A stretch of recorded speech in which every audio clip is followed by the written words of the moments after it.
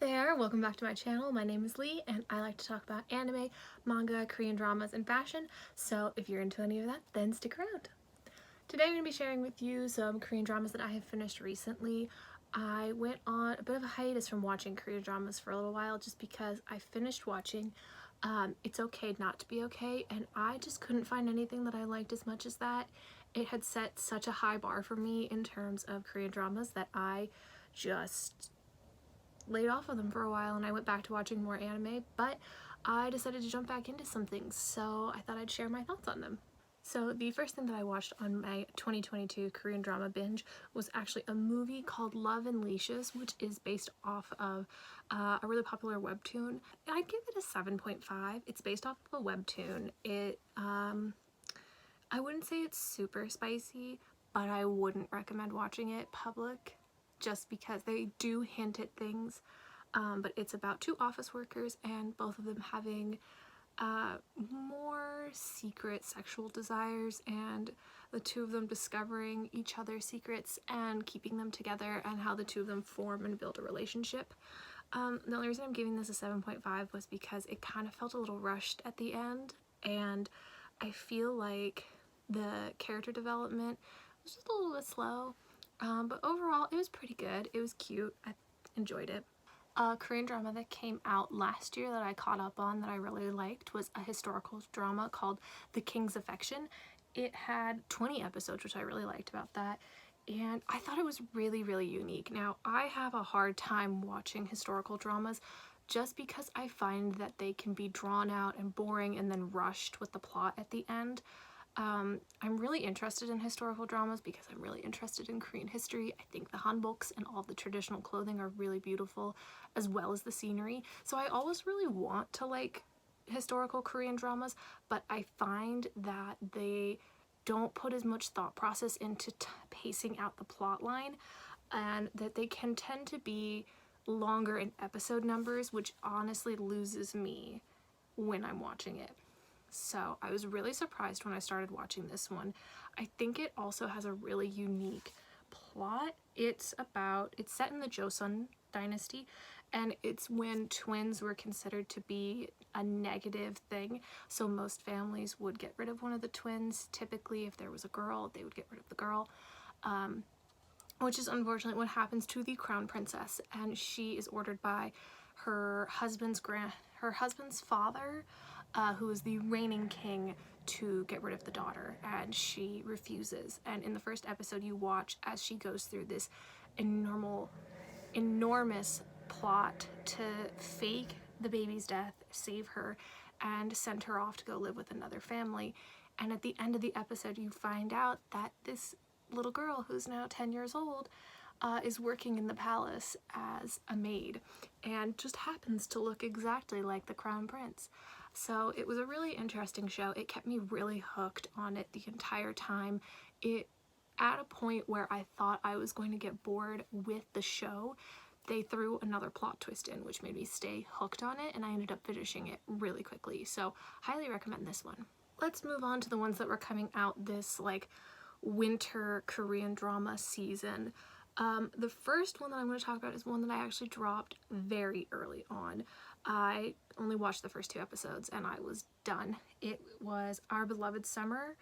Actually, I believe it came out in 2021, now that I say that, because it was completed when I started watching it. But I don't know, I don't want to be rude, but I really don't like the female lead.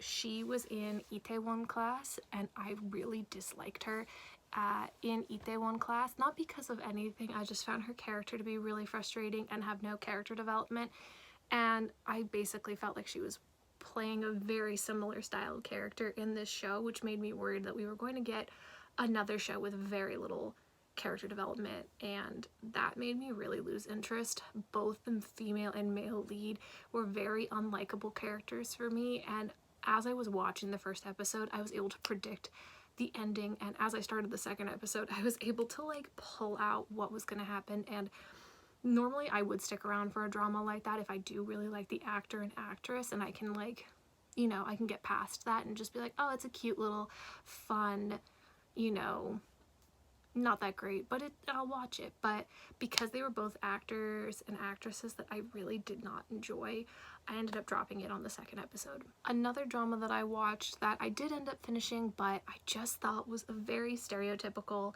classic romance drama that wasn't anything new or groundbreaking for me, was A Business Proposal, which is the second show in this lineup that is based off of a webtoon. Now, I know a lot of people who really enjoyed this. I have seen so many Korean dramas since I started watching them in like 2008 that are basically the same plot as this drama. And it was really hard to watch it and not predict everything. But again, I liked the characters. I liked the female lead and male lead that I kept going. But it's cute. I'd give it a 7. It's a really cute, standard romance Korean drama. So if you're looking for like something cute that you're like, oh, I just need like a good classic throwback Korean romance drama, this would be your best bet. It's about this young girl, Shin Hari, who her best friend is like a chaebol heir, and so she volunteers to go on one of her arranged marriage dates, and she gets there and she finds out that it's her CEO, and it gets basically twisted and turning to the point that they're in a fake relationship with her under this fake name. So if you're really into that, I would check it out. For me personally though, the reason my number is so low is just because I've seen so many romance dramas that there are better ones that I think are out there that I would rather spend my time watching instead of this one. I have 2 more Korean dramas, and both of them I would give 9 to. So let's start with this one. I'm going to start with 2521, which first, before I even start talking about the drama itself, I have to talk about Kim Tae-ri. I've never known who Kim Tae-ri was. I haven't seen her in anything that I can really remember. I loved her in this. She's absolutely gorgeous. I didn't realize she was 30. I thought she was like in her mid-20s. She's incredible. I loved her so much. I'm also a really big fan of Nam Joo-hyuk. I've seen him in other things. He was in Weightlifting Fairy, which is always really good. He was also in Startup and Pride of Haebak, which I've loved every drama that he's been in, so I was really excited to see him in this one. And I thought this was a really interesting take on a drama. First thing that I really enjoyed about it was the fact that it was a throwback. 2521 is set in the 1990s, so it's a really nice throwback, but it's told through the perspective of the female character's daughter, set in 2022. So it's really interesting to jump between the past and the present.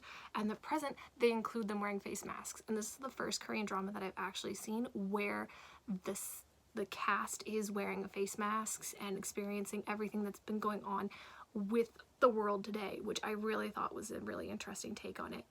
The other thing that I really enjoyed about this was in the throwbacks, how they shot everything and the way that the characters were described. It's all through the perspective of the mother's journal, which was so good. The fencing in this was also really interesting because I didn't know a lot about fencing or fencing in Korea. I didn't really think fencing in Korea was super popular, so I thought that was really interesting. And just overall, the story is really great. It follows a romance between the female and male character, but you also know how it's going to end because you've seen her daughter and you know her daughter talking about it, and you hear her like saying all these things and asking these questions to herself. And just overall, it was really great. It's a story that I think will encourage you to keep pushing yourself to your dreams when you feel tired and burnt out and you just want to like quit, because that's where her daughter is at and that's where she's at parts of it when she's in the 90s. So yeah, overall I'd give this a 9. I thought it was a really unique drama. I thought it was really great. The ending, I cried, so that says a lot for me, for if a drama was really good. So 9 out of 10, definitely recommend this one. The last drama that I want to recommend is one that I know a lot of people really liked this season. It is Forecasting Love and Weather. Now, I love the male lead in this. I've seen him in the ballet Korean drama. I can never remember the name of it, and he was fantastic in that. I think he's a really good up-and-coming male Korean actor. I also really think that the female lead is amazing. I've seen her in a bunch of other stuff, and she's always amazing. I loved how they connected different weather patterns throughout the year to what was happening in the main couple's relationship. I thought that was so cute, so clever, really, really great. You got to watch the ups and downs of their relationship. It wasn't like a perfectly blue skies, happy sailing romance drama, which I really liked and enjoyed, because I feel like a lot of times when watching Korean dramas, it's like boy and girl both like each other, we're afraid to say anything, then we're together and everything's happy and it ends. This was a very realistic relationship, from it starting with her engagement falling through and him finding out that his girlfriend was cheating on him and breaking up with him, and his ex-girlfriend and her ex-fiance end up being together. I either love the second lead couple in a drama or I despise them. This couple was awful. They deserve their karmic payback multiple times throughout this drama, and they're just both perfect for each other because of who they are. I also didn't really know a lot about the weather forecasting system and how it works. I don't know if it's the same around the world, but I was really curious and interested to see both sides of that and how it worked. I also was really invested in the side characters who are on their team in the weather forecasting group. You see them interact with their families and how that all plays into the whole group, which I really, really enjoyed and found really interesting. Thank you so much for watching. I thought that I had recorded an ending, but turns out that there was too much lawnmower noise. So thanks for watching, and I'll see you guys next time. Bye!